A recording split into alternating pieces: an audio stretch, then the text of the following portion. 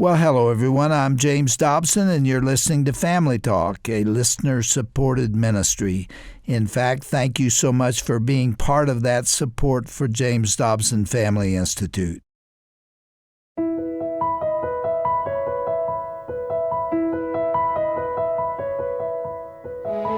Well, hello there. I'm Roger Marsh, and so excited for today's program here on Family Talk. We're sharing part 2 of Dr. Dobson's conversation with his son, Ryan Dobson, and also Dr. Kathy Koch of the ministry called Celebrate Kids. On yesterday's program, the three began their discussion about Dr. Kathy's book called Screens and Teens, Connecting with Our Kids in a Wireless World. Their conversation was absolutely riveting and so needed in today's digital climate. If you missed any of yesterday's program, by the way, remember you can always listen to it online at drjamesdobson.org. Now, here is Dr. Dobson getting right back into the conversation for part 2 of this discussion on screens and teens, right here on Family Talk. Well, yesterday we were talking with Dr. Kathy Koch. It was a wonderful interview, and I've invited her to be with us again today. Let me go back and reintroduce her because she has so much to say, and she's written 6 books that many of our listeners will have read. So Dr. Kathy Koch holds an earned Ph.D. in reading and educational psychology from Purdue University. She was a tenured associate professor of education at the University of Wisconsin, Green Bay. She also taught second graders. She was a middle school coach and a school board member before becoming a full-time conference speaker in 1991. Dr. Koch is deeply committed to Jesus Christ, whom she says is the foundation of her ministry and her life. And we're so glad to have Dr. Kathy with us. Welcome back to JDFI. I am so honored to be here. So happy to be here. Thanks for the invitation. I've also invited our son, Ryan Dobson, to participate not only in the discussion yesterday, but also to be with us again today. He has his own podcast ministry called Rebel Parenting. He's the author of a number of books, so it's good to have Ryan back. Now, the book that we're going to talk about again today will hit home with parents and grandparents who are looking for answers. It's titled Screens and Teens, Connecting with Kids in a Wireless World. It's such an important topic, and Dr. Kathy, let's get right into it. For sure. This is something that I think is really insightful. It may not be original with you, but I sure loved it. You suggest that parents ought to take what they call no-screen vacations. Elaborate on that. Yeah, ideally, even if it's a half a day, realistically, again, where there's one phone, the emergency number, the GPS phone, if you will, the phone that you might have to use. Maybe you're going to search for which restaurant is open. Like, I get that. But no other devices on the walk in the park, in the car ride, because conversations will happen. Going to a mountain cabin with no cell signal. Oh my goodness. And initially it can be like panic city, but it's ultimately really good for the heart and the mind and the connection of the family to engage. Now, don't be foolish. Don't go on a no phone, no tech vacation and leave all the toys at home. Make sure you take board games and really enjoyable books and soccer balls and footballs and frisbees, and find out what's available in the community that you guys could participate in. But having the alternatives is really, really important. You told an absolutely wonderful and delightful story about a boy's reaction to screen time. Came up to you after you had spoken. I had shared at a parent meeting about digital-free days, and I suggested 2 days a week, possibly, except for educational use. I used to say, unless you only turn it on if you need to read by it or cook with it. Otherwise, keep it off. And I recommended 2 days a week, and I recommended that the parents invite the children to participate in the decision making. So their 8 or 9-year-old little boy said, well, Dad, let's choose Wednesday and Sunday. Well, he was a smart kid because they're at church on Wednesday night and they're at church on Sunday. Well, he came up to me in the hallway at the church a while after that, and he said, are you the lady? And I'm like, what lady? And are you the lady who taught my mom and dad to turn off all the toys, all the technology? And I said, yes. And Dr. Dobson, he said, thank you. And I was really kind of hesitant, thinking he would, yell at me, so to speak. But he said, I now know how to catch a ball. My dad took me to the park and taught me how to catch a ball. And I got to make cookies with my mom, and it was amazing. And the parents were standing over to the side with tears in their eyes as he said, thank you for what I had done. And what was interesting, I did that for the children, but the mom and dad came up to me after and said that they were also transformed by that they found themselves having more intimate conversations as a couple, that they had worked harder to like walk toward their children to see what would my son and daughter want to do with me now that I have time to do something with them. So it actually helped the mom and dad and the kids and the family. And I will tell you that many, many children have thanked me. They don't thank the parents in the instant. They might actually yell and push back. But I have gotten numerous notes from children who have said, thank you. I am calmer. I am more joyful. I am more grateful. Our family has become normal again. Dr. Kathy, I just read that story yesterday. You left a critical line out as you retold it because that little boy looked at you and said, thank you, I got my daddy back. That's right. I mean, that's the punchline for the story, and it brought tears to my eyes. Yeah, thank you, sir. Yeah, Dr. Kathy, I think on that, really, that's the message to parents. Those parents were missing out on so much in their lives because I think parents have bought into this. When it's screens and teens, I think secretly this is a parents and screens book. I think there are so many parents that have absolutely 100% bought into that social media lie. They get their, likes from it, their self-worth from it, they're feeling their identity from it. But when their kids start asking for time, they start spending time with their children and it's more rewarding. They start spending time with their spouse and it's more rewarding. Parents need this book. That's a really interesting comment there, Ryan, because it's not only teens that are the problem here, but it is adults as well. I have wondered, to what extent is this invasion of technology interfering with marriage? Oh. It's alarming, isn't it? And, technology has allowed all of us to be less vulnerable and less transparent, less accountable to others. And that bleeds over then between husbands and wives and adult children and their parents, who are still our parents. Right. They'll never not be a parent. And then, of course, between parents and their children and between siblings, we're less connected all the way around. And we know it. We know it. Are we going to be brave enough, courageous enough, wise enough, and mature enough to decide to change? Those are decisions we can make. Mm-hmm. And we have a conversation. We have decided we miss each other. We're not designed to live in the same home. We're designed to love and live and know each other intimately. And I miss you, even though I live with you. And we are going to grow up and make some changes here. So the bottom line for us and for the people listening is technology can not only be a problem for our kids, but for us. We're in the same world. We see the same things. We have the same temptations.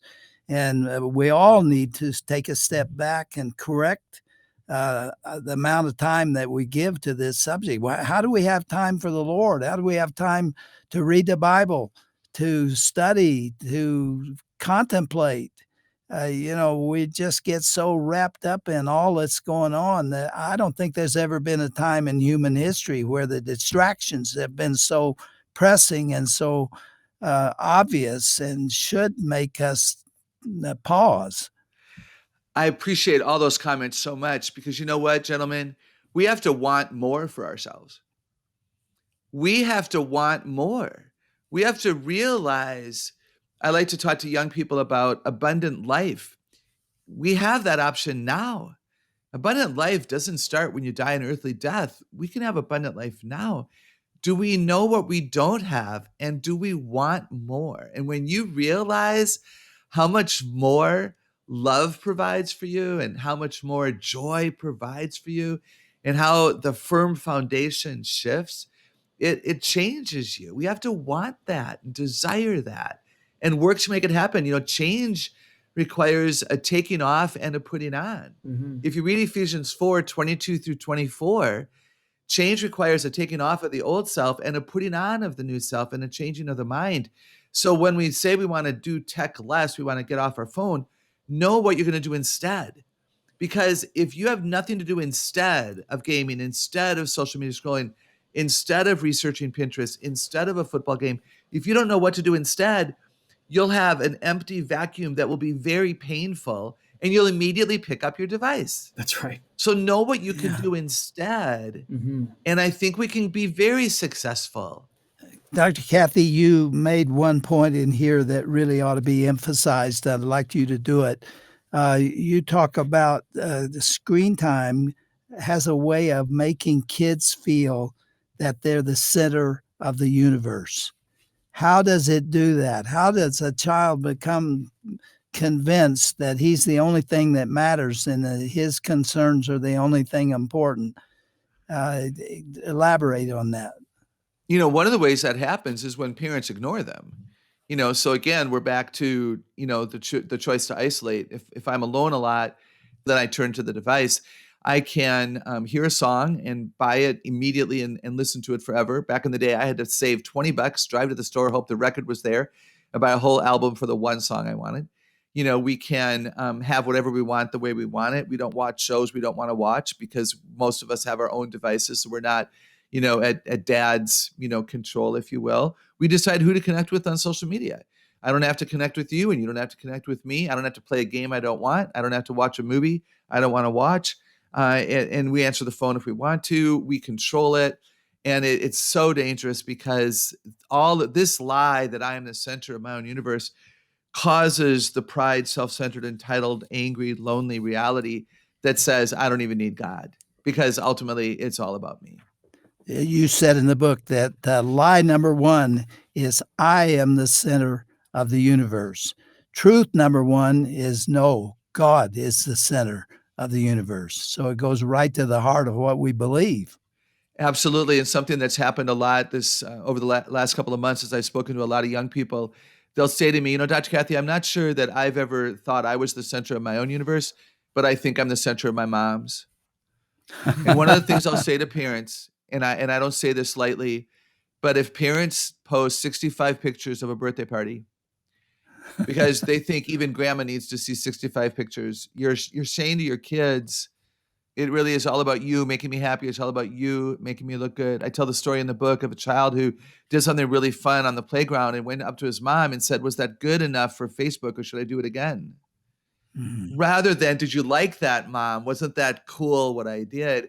And so we who are adults and supposedly the mature ones, we need to make sure that we're not creating a false life on social media again. And I'm not saying if you posted a bunch of Christmas pictures that you've done something wrong. Of course not. I will post my own pictures. There's nothing inherently horrible about that. But it's the idea of, how many and what kind of attention did you draw to yourself in those moments? So do your kids feel like they have to perform for you because they are the center of your world? Or are you parenting and modeling marriage if you're married so that they understand God is at the center of it all? Yeah. We started seeing this a little while ago, is that child-centric thing where you started getting the helicopter parents and the snowplow parents. I will say this. People say, oh, do you shelter your kids? And I go, absolutely. I shelter them as much as humanly possible. I try to keep them younger longer. I am not trying to take away regular life consequences and hardships from them.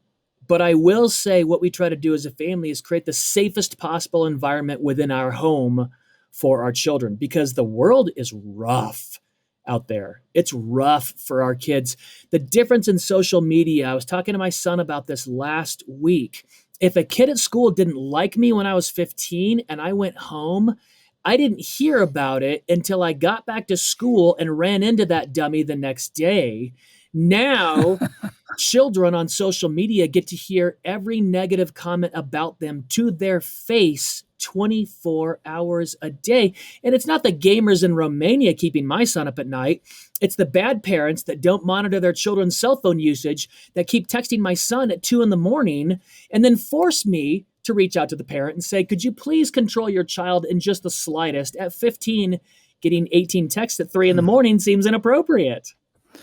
You know, Ryan, you are the keeper and the trainer and the lover of my grandchildren, and you're doing an absolutely fantastic job of taking care of those kids. And I just want you to know I say publicly how much I appreciate it. Oh, I appreciate that. I really do. Let me throw one more thing in as a parent, because, as parents, we're always looking at our budgets, things like that. This is a really interesting one when it comes to health consciousness and parents.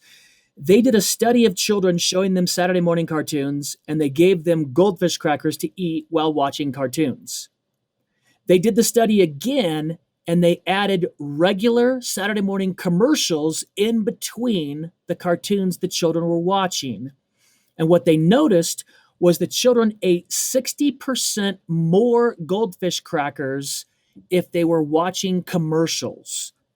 That's how dangerous those commercials are for your children. What I will say to adults is that pull is there for adults. And what we see at Rebel Parenting is that Amazon expenditures have been skyrocketing the more the parents are watching TV, because commercials are designed to create a need that needs to be satisfied within you. And what they hope is you'll buy the product they're selling you.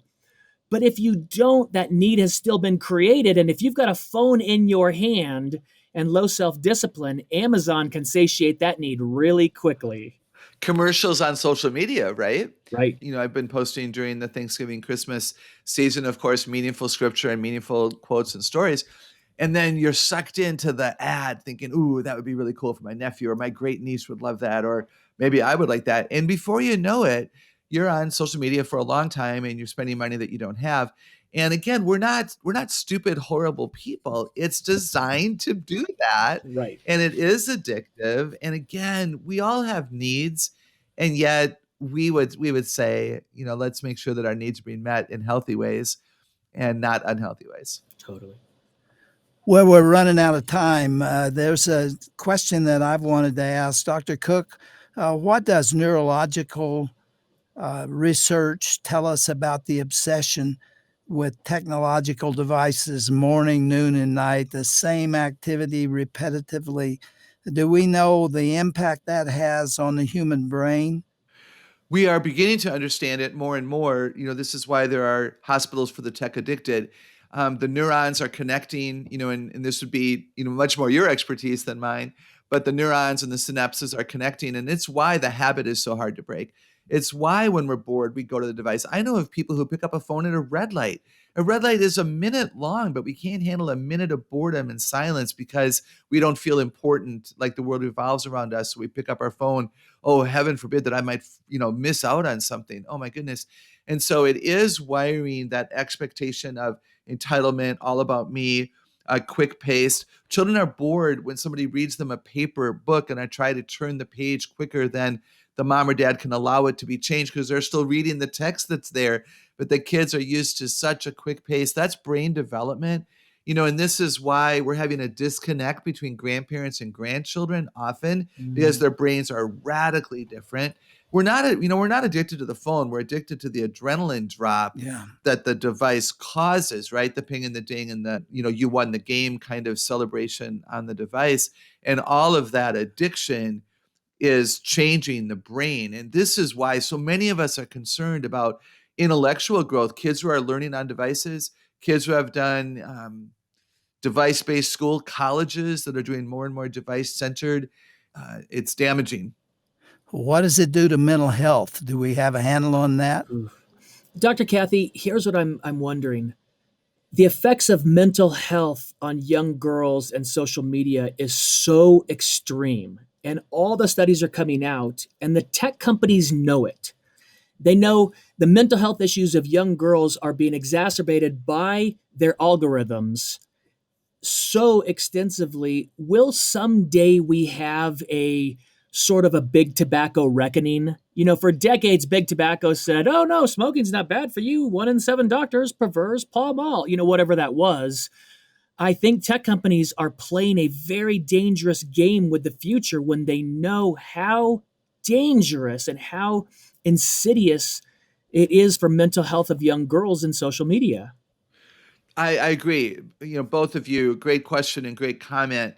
It is a reason to get off our devices. It is a reason to have tech-free zones in our homes, tech-free days in our week, rules and policies that we follow, that we expect our children and grandchildren to follow, not because we're mean and they're bad, but because we love you too much to allow this to continue.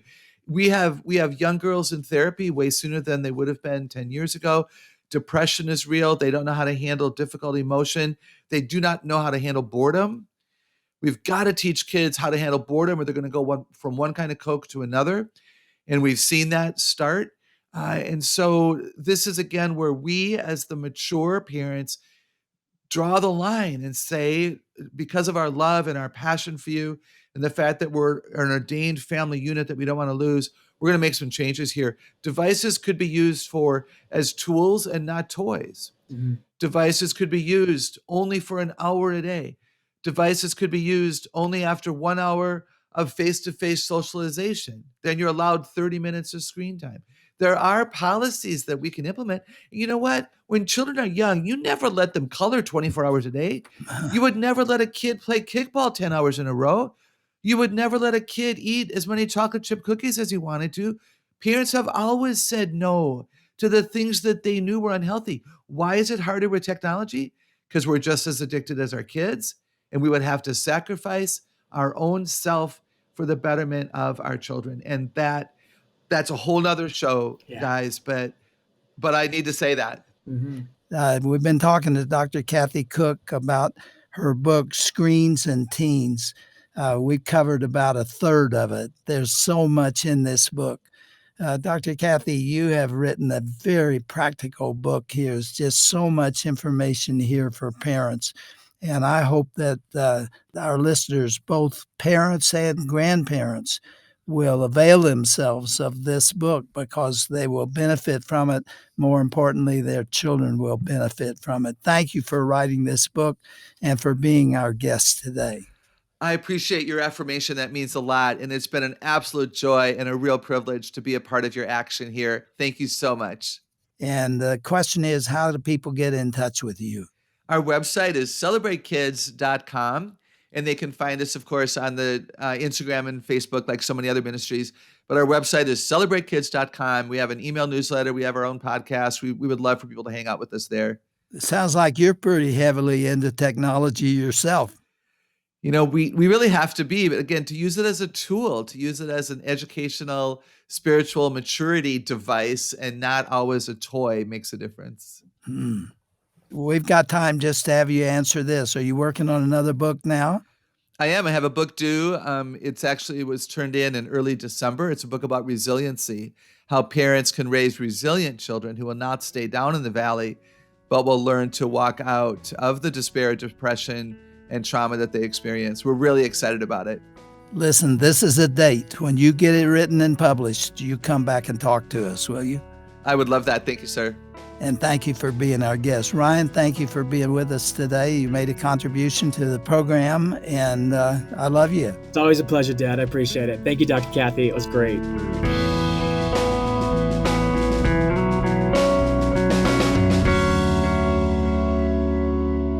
Well, what an encouraging conclusion to this two-day conversation featuring Dr. Dobson, his son Ryan Dobson, and Dr. Kathy Koch, author of the book Screens and Teens, Connecting with Our Kids in a Wireless World. You know, a lot of the issues that teens deal with today because of technology really have one common culprit, and that is the adults in their lives. The old adage that children pay more attention to what you do than what you say is so true in this context. If we are constantly checking social media, why are we surprised when our kids spend hours scrolling through it? If we check our text messages at stoplights, how can we get mad at our own kids when they do the same? If the last thing we do before we fall asleep is watch an episode of our favorite TV program, we shouldn't be too surprised when our kids watch hours and hours of YouTube late into the night as well. As families, we can take a look at our technology habits and usage, and then we can work together to make smarter choices that will benefit everyone. If you want to learn more about Dr. Kathy, her ministry called Celebrate Kids, or her book called Screens and Teens, just go to drjamesdobson.org/broadcast, or you can give us a call. Our phone number is 877-732-6825. Thanks again for listening to Family Talk today. And if you enjoyed today's broadcast, you will want to know about a special resource that we have currently available here at the JDFI. It's our 2021 Best of Broadcast collection. Now, this set features some of our most popular interviews from the past year, including conversations with Pastor Jack Graham, radio host Mark Levin, millennial thought leader Allie Beth Stuckey, and more well-known voices. Now, we've compiled 18 special programs into a 6-CD set. Just go to drjamesdobson.org/best of 2021 and order yours today for a suggested donation of $50. That's drjamesdobson.org/best of 2021. Roger Marsh here, signing off for today and reminding you to listen in again tomorrow as we are joined by pro-life leader Jeannie Mancini. It's a great conversation with valuable information about Sanctity of Life Month, Sanctity of Life Sunday, and the March for Life, all happening during the month of January. That's coming up next time right here on Dr. James Dobson's Family Talk.